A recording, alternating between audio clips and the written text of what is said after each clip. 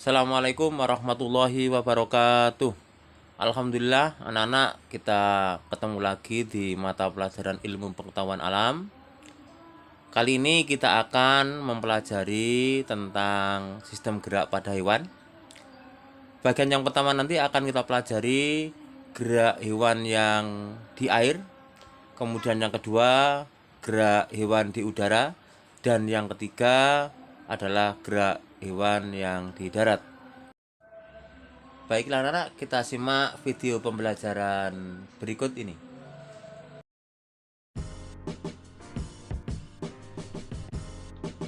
Air memiliki kerapatan yang lebih besar dibandingkan udara, sehingga hewan lebih sulit bergerak di air daripada di udara. Air memiliki gaya angkat yang lebih besar dibandingkan dengan udara, dan tubuh hewan yang hidup di air memiliki massa jenis yang lebih kecil daripada lingkungannya. Kedua hal tersebut mengakibatkan hewan yang hidup di air dapat melayang-layang di dalam air dengan mengeluarkan sedikit energi karena adanya gaya angkat oleh air. Salah satu bentuk tubuh yang paling banyak dimiliki oleh hewan air adalah bentuk torpedo atau streamline.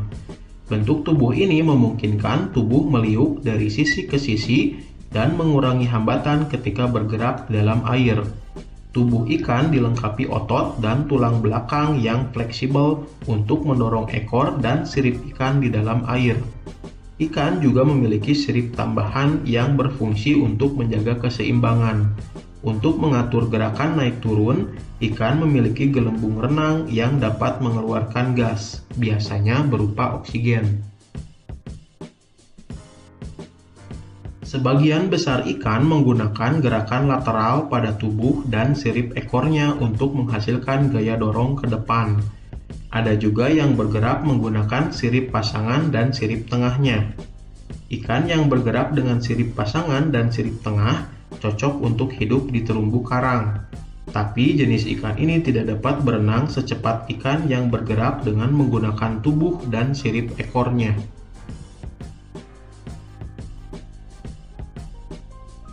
Gravitasi adalah masalah utama yang dihadapi oleh hewan-hewan yang terbang di udara. Tubuh hewan-hewan tersebut harus memiliki gaya angkat yang besar untuk mengimbangi gaya gravitasi, karena tidak mungkin tubuh hewan memiliki massa jenis yang mendekati massa jenis udara. Salah satu upaya untuk memperbesar gaya angkat adalah dengan menggunakan sayap. Sayap burung tersusun atas kerangka yang kuat dan ringan, serta otot yang kuat.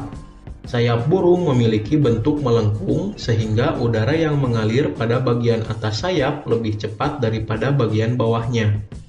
Hal ini akan menghasilkan gaya angkat dan gaya dorong yang efektif untuk pergerakan burung. Struktur sayap yang demikian disebut airfoil.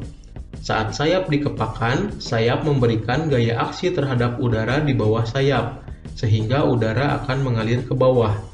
Sesuai dengan hukum ketiga Newton, ketika benda pertama memberikan gaya F aksi pada benda kedua, maka benda kedua akan memberikan gaya F reaksi pada benda pertama. Hal inilah yang membuat burung dapat terangkat ke atas.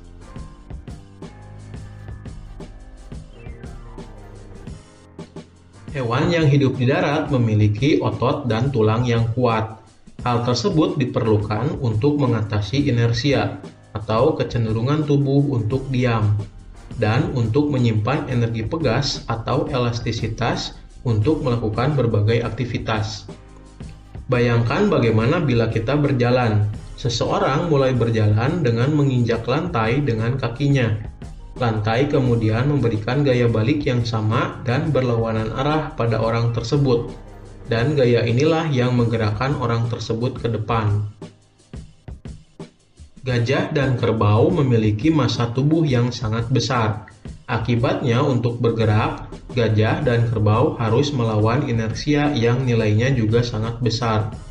Namun, perbedaan struktur tulang serta kekuatan otot gajah dan kerbau membuat gajah mampu melakukan gerakan yang lebih lincah daripada kerbau.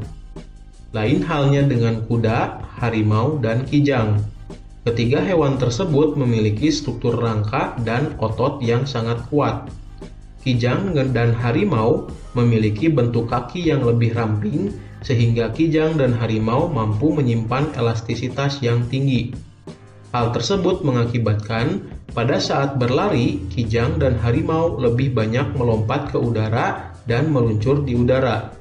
Gaya gesek udara yang jauh lebih kecil daripada gaya gesek permukaan tanah membuat kijang dapat berlari dengan kecepatan yang lebih tinggi daripada kuda.